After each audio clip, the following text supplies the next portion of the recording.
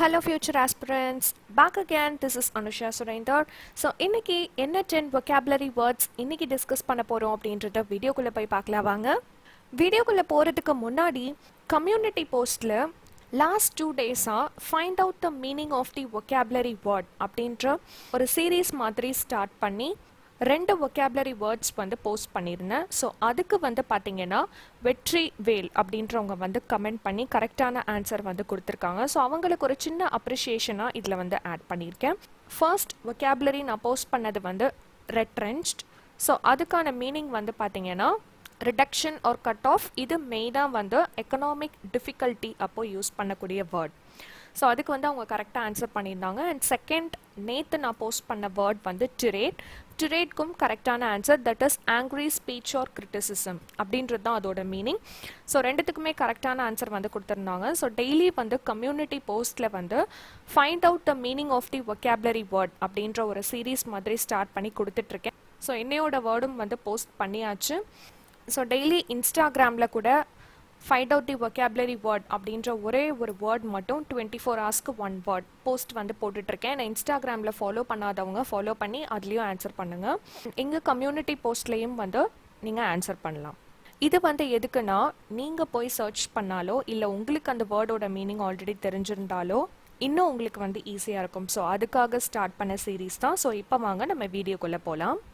First word is fury. Fury அப்படின்றது ரொம்ப கோபம், எக்ஸ்ட்ரீம் லெவல் ஆஃப் ஆங்கர். அதுதான் வந்து ஃபியூரியோட meaning. It is a noun phrase, wild or violent anger. So ஒரு லெவலுக்கு நம்மளால் தாங்கிக்க முடியாததுக்கு அதுக்கு மேலே ஒரு லிமிட்டுக்கு மேலே போகிறது தான் வந்து ஃபியூரியோட meaning. Example tears of fury and frustration. So ரொம்ப கோவத்தினாலையும் ஒரு எக்ஸ்ட்ரீம் லெவல் ஆஃப் ஆங்கர்னாலையும் அண்ட் அதே மாதிரி ஃப்ரஸ்ட்ரேஷன் அப்படின்றது ரொம்ப வெறுத்து போனதுனாலையும் அழுகையாக வருது அப்படின்றதான் வந்து இந்த இடத்துல மென்ஷன் பண்ணியிருக்காங்க எக்ஸாம்பிள் சென்டென்ஸாக. ஸோ ஃபியூரி அப்படின்றது ரொம்ப கோபம், அதிகமான கோபம். Second word is tirade. tirade அப்படின்றது கண்டனம் தெரிவிக்கிறது, ஒருத்தவங்கள அக்யூஸ் பண்ணி பேசுறது இல்லை கிரிட்டிசைஸ் பண்ணி பேசுறது, அதுதான் வந்து tiradeோட meaning. It is a noun phrase, a long angry speech of criticism or accusation. So இது வந்து எந்த இடத்துல நம்ம ப்ராக்டிக்கலாக பார்க்க முடியும்னா இந்த எலெக்ஷன் டைம் கேம்பெயின் அப்போது ஒருத்தர் மாற்றி ஒருத்தர் அந்த எதிர்கட்சியினர் வந்து ஒருத்தருக்கு மேலே ஒருத்தர் வந்து பழி போட்டுக்குவாங்க இல்லையா. ஸோ அந்த இடத்துல tirade அப்படின்ற வேர்ட் வந்து நம்மளால சொல்ல முடியும். For example, he went into a tirade about the failures of the government. So இந்த இடத்துலையும் பாலிடிக்ஸ் பற்றி தான் பேசியிருக்காங்க. ஃபார் எக்ஸாம்பிள், இந்த இடத்துல வந்து கவர்மெண்ட்டை மென்ஷன் பண்ணியிருக்கிறதுனால லாஸ்ட் 5 இயர்ஸாக அவங்க என்னென்ன பண்ணலை அப்படின்றத வந்து ரொம்ப மிகப்படுத்தி பேசுவாங்க எதிர்கட்சியினர் வந்து. ஸோ அது மாதிரி வந்து நம்ம பார்க்கும்போது tirade அப்படின்ற வேர்ட் வந்து சொல்ல முடியும். ஸோ tirade அப்படின்றது கண்டனம் தெரிவிக்கிறது. Third word is hastily. Hastily அப்படின்றது ரொம்ப அவசரமாக. ஸோ இது வந்து நம்ம டே டு டே ஃபேஸ் பண்ணக்கூடிய ஒரு விஷயம் தான். மார்னிங் ஆஃபீஸ் போகிறதா இருக்கட்டும், ஸ்கூல் காலேஜஸ் எங்கேனாலுமே நம்மளுக்கு ஒரு அவசரமான ஒரு சூழ்நிலை வந்து உருவாகும். அப்படி இருக்கிறத தான் வந்து ஹேஸ்டிலி அப்படின்னு சொல்லுவாங்க. ஸோ ப்ராக்டிக்கலாக வந்து பார்க்கும்போது இந்த example, maybe I acted too hastily. So ரொம்ப வேகமாக இந்த விஷயத்த நான் பண்ணிட்டேனோ அப்படின்ற மாதிரி நம்மளுக்குள்ளே தோணும் இல்லையா. ஸோ அது வந்து ப்ராக்டிக்கல் எக்ஸாம்பிளாக கூட நம்ம எடுத்துக்க முடியும். It is an adverb phrase with excessive speed or urgency or hurriedly. So ரொம்ப அர்ஜென்ட்டாக ஹரிபரியாக போகிறது இல்லை அவசரமாக இது எல்லாமே வந்து ஹேஸ்டிலியோட மீனிங் தான். Fourth word is affliction. Affliction அப்படின்றது பெரும் மனவேதனைக்குரிய ஒரு விஷயம். ஸோ நிறைய பேர் வந்து பார்த்தீங்கன்னா ஃபினான்ஷியல் வைஸ் ரொம்பவே மனவேதனையில் இருப்பாங்க. சில பேர் வந்து மென்டல் ஸ்ட்ரெஸ்ஸால் ரொம்பவே மனவேதனையில் இருப்பாங்க. ஸோ அப்படி இருக்கக்கூடியதை வந்து அஃப்ளிக்ஷன் அப்படின்ற வேர்டால் மென்ஷன் பண்ண முடியும். It is a noun phrase, something that causes pain or suffering. For example, poor people in great affliction. So இதுக்கு ப்ராக்டிக்கலான எக்ஸாம்பிள் வந்து பார்த்தீங்கன்னா இந்த பேண்டமிக் சுச்சுவேஷனே நம்ம எடுத்துக்கலாம்.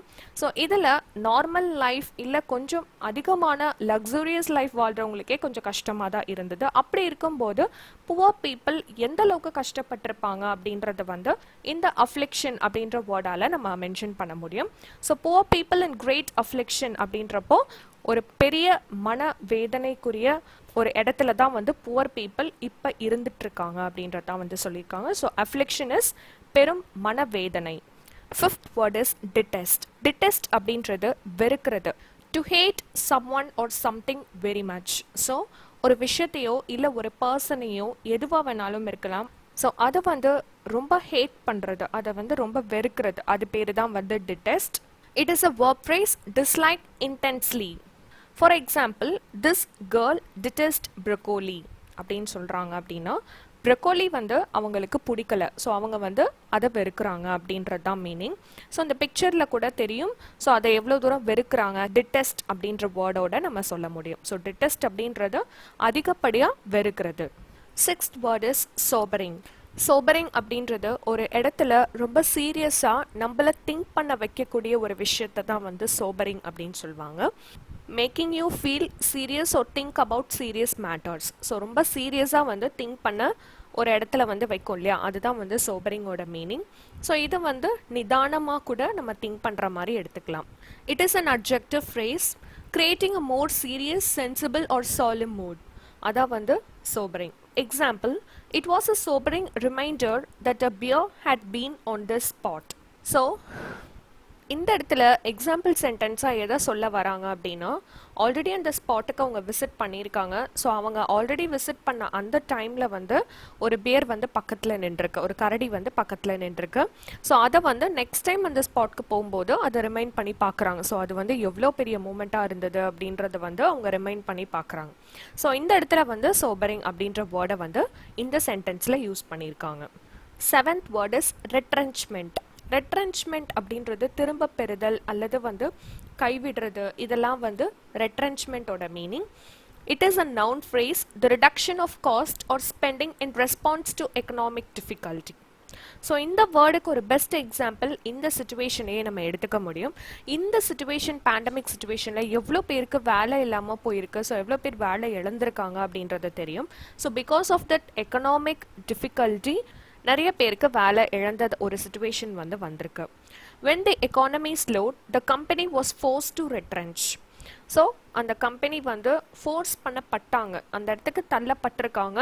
ஸோ நிறைய ஸ்டாஃப்ஸை வந்து வெளியேற்றுறது, அதுதான் வந்து ரெட்ரென்ச் அப்படின்றத வந்து சொல்லியிருக்காங்க. ஸோ ரெட்ரென்ச் அப்படின்றது ஒரு எக்கனாமிக் ஸ்லோ டவுன் ஆகிறதுனால உருவாக்கக்கூடிய ப்ராப்ளம்ஸ், அதுதான் வந்து retrenchment. Eighth word is டிஸானன்ஸ்.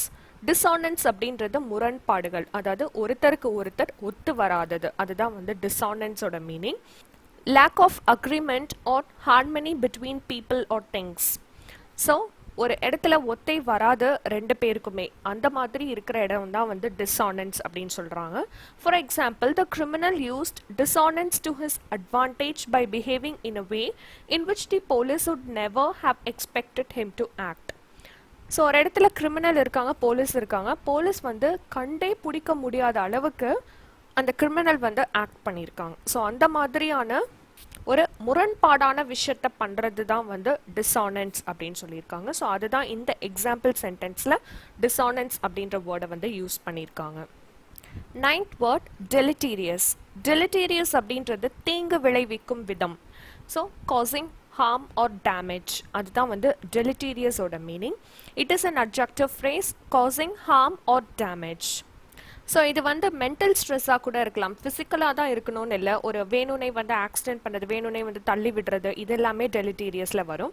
So mental stress கொடுக்கக்கூடியது எப்படி அப்படின்னு பார்த்தீங்கன்னா, for example, divorce is assume to have deleterious effects on children. So அம்மா அப்பாவுக்கு வந்து டிவோர்ஸ் ஆகும்போது அதோட எஃபெக்ட், அதோட பாதிப்பு வந்து கண்டிப்பாக சில்ட்ரன் அவங்களுக்கு தான் வந்து போய் சேரும். ஸோ அது மாதிரி டெலிட்டீரியஸ் அப்படின்றது சில்ட்ரனுக்கு தீங்கு விளைவிக்கும் விதமாக வந்து டிவோர்ஸ் வந்து அமையும் அப்படின்றது தான் வந்து இங்கே எக்ஸாம்பிள் சென்டென்ஸ்க்கு டெலிட்டீரியஸை யூஸ் பண்ணியிருக்காங்க. 10th word is டென்யூவஸ். டென்யூவஸ் அப்படின்றது ரொம்ப மென்மையானது, ரொம்ப சாஃப்டாக இருக்கக்கூடியது, வீக்காக இருக்கக்கூடியது, ஸ்லைட்டாக இருக்கக்கூடியது, இது எல்லாமே வந்து டென்யூவஸ் அப்படின்னு சொல்ல முடியும். It is an adjective phrase very weak or slight. So இதுக்கு ஒரு பெஸ்ட் எக்ஸாம்பிள் என்னன்னு பார்த்தீங்கன்னா, because the evidence against her is tenuous, the accused murder will be released from jail on bail. So அக்யூஸ்டுக்கு சப்போர்ட்டிவாகவும் கேஸ் கொடுத்தவங்களுக்கு ஆப்போசிட்டாக வந்து இந்த எவிடன்ஸ் எல்லாமே ரொம்ப வீக்காக இருக்கிறது. ஸோ ரொம்ப வீக்காக இருக்கிறதுன்னு சொல்லாமல் டென்யூவஸாக இருக்கிறது அப்படின்னு வந்து நம்மளால் சொல்ல முடியும். ஸோ டென்யூவஸாக இருக்கிறதுனால அக்யூஸ்டுக்கு வந்து பெயில் கிடைச்சிரும் அப்படின்றது தான் வந்து சொல்லியிருக்காங்க. ஸோ அவங்க பக்கம் இருக்கக்கூடிய அந்த எவிடன்ஸ் வந்து ஸ்ட்ராங்காக இல்லாமல் வீக்காக இருக்குது அப்படின்னு சொல்கிறதுக்கு பதிலாக டென்யூவஸாக இருக்குது அப்படின்னு நம்மளால் சொல்ல முடியும். ஸோ அதுக்கு தான் வந்து டென்யூவஸ் அப்படின்ற வேர்டை இங்கே எக்ஸாம்பிள் சென்டென்ஸ்க்கு யூஸ் பண்ணியிருக்காங்க. ஸோ டென்யூவஸ் அப்படின்றது ரொம்ப மென்மையானது, வீக்காக இருக்கிறது. ஸோ இன்னையோட 10 vocabulary வேர்ட்ஸும் முடிஞ்சிருச்சு. கண்டிப்பாக இந்த வீடியோ யூஸ்ஃபுல்லாக இருந்திருக்கும். இந்த வீடியோ உங்களுக்கு யூஸ்ஃபுல்லாக இருந்ததுன்னா மறக்காமல் சப்ஸ்கிரைப் பண்ணாதவங்க சப்ஸ்கிரைப் பண்ணிக்கோங்க. உங்களை நெக்ஸ்ட் யூஸ்ஃபுல்லான வீடியோவில் மீட் பண்ணுறேன். பாய்.